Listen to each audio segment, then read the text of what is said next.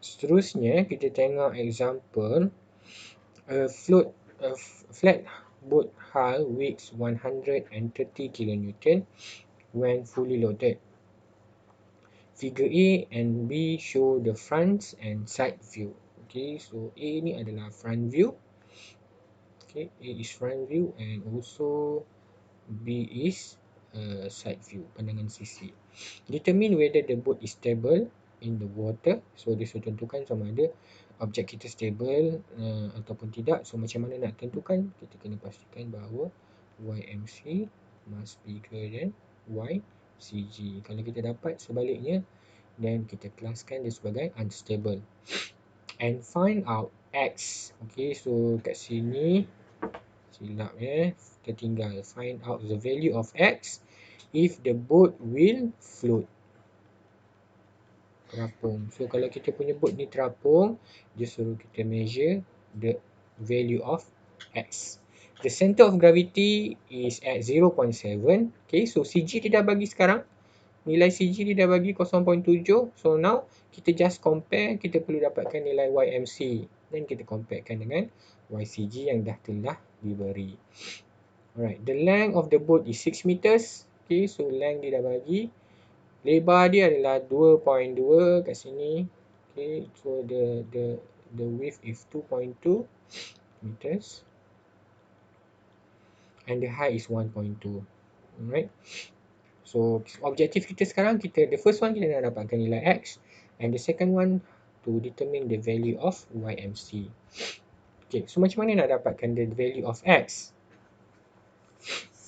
Okay, so kita tahu this condition, keadaan sekarang kita adalah YMC is equal to FB is equal to W. Sebab kita punya objek terapung, which is FB is equal to W. Okay, so sama ada kita boleh dapatkan VD, kita nak dapatkan X tu, this value of X kita boleh dapat daripada mana? Daripada volume displacement kan.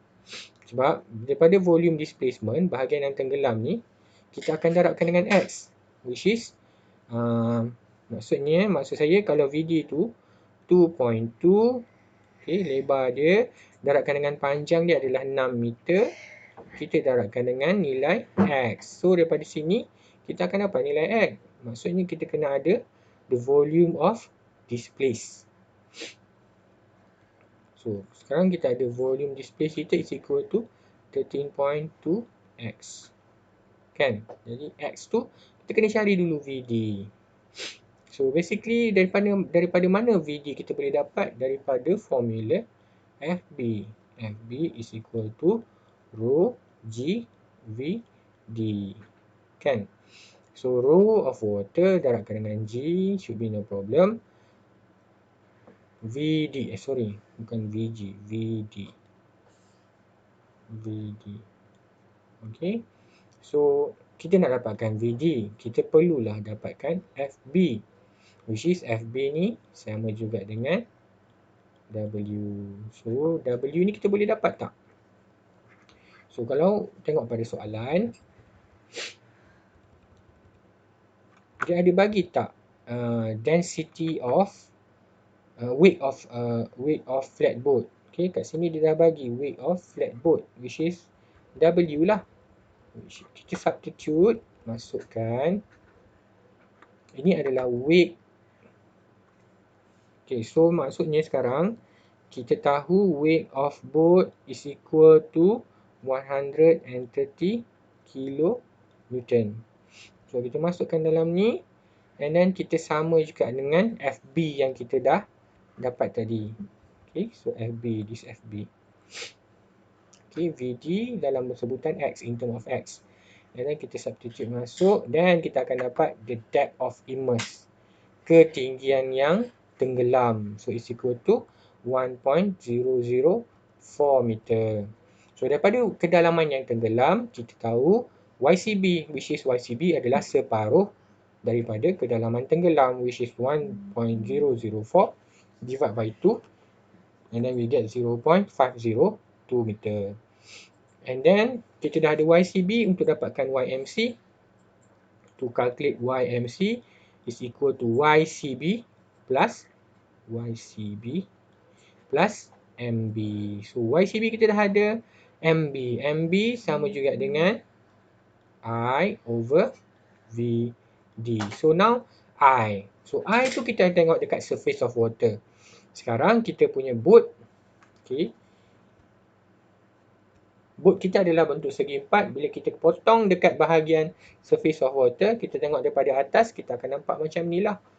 Kan, segi empat ni kita tengok from the top view, kita akan nampak dia adalah bentuk segi empat. So, kita akan pakai I segi empat, which is B H cube over 12. Okay. So, dekat sini, kalau you ingat dalam,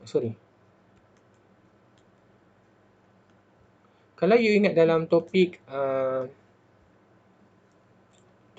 hydrostatic force, kita ada juga second moment of area. Okay, so untuk second moment of area, hydrostatic, which is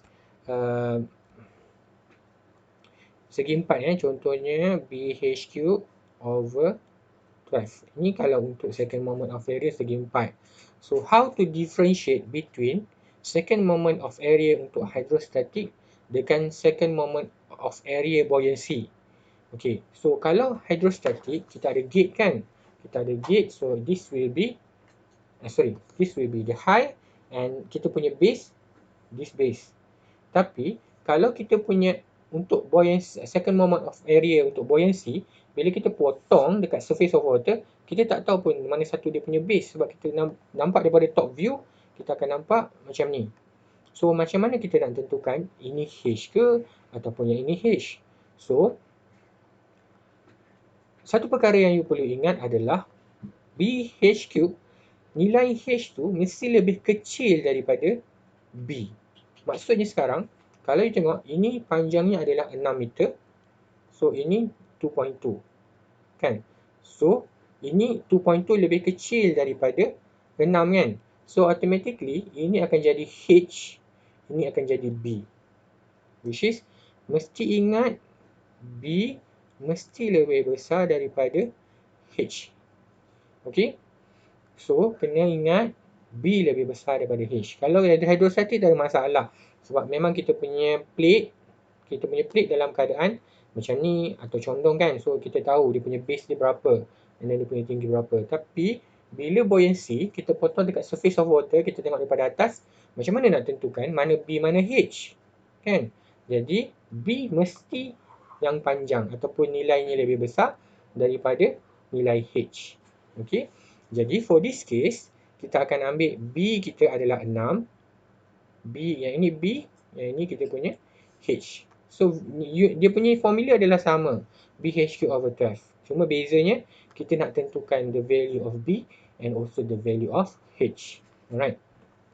So, kita dah dapat I, second moment of area. And then V displacement pun kita dah boleh dapat. Tadi kita dapat 13.2x kan. Then kita just replace the value of x with 1.004 and then we get V displacement.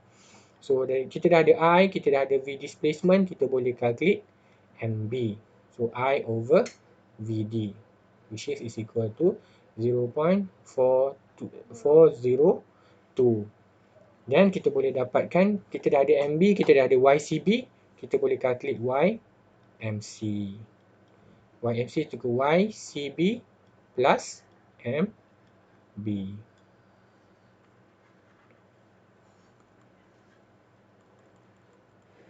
Okay, so kita dapat the value of YMC 0.904. And then kita comparekan dengan kita punya nilai YCG. So, center of gravity. Macam mana kita nak tentukan dia punya center of gravity? Dekat sini soalan dia dah bagi center of gravity is 0.7 YCG. Okay, so ni salah ya. Sepatutnya kita just direct ambil YCG is equal to 0.7 meter. So, kita comparekan YMC dengan YCG. YMC kita lebih besar daripada YCG. So, therefore, dia adalah stable. Okay.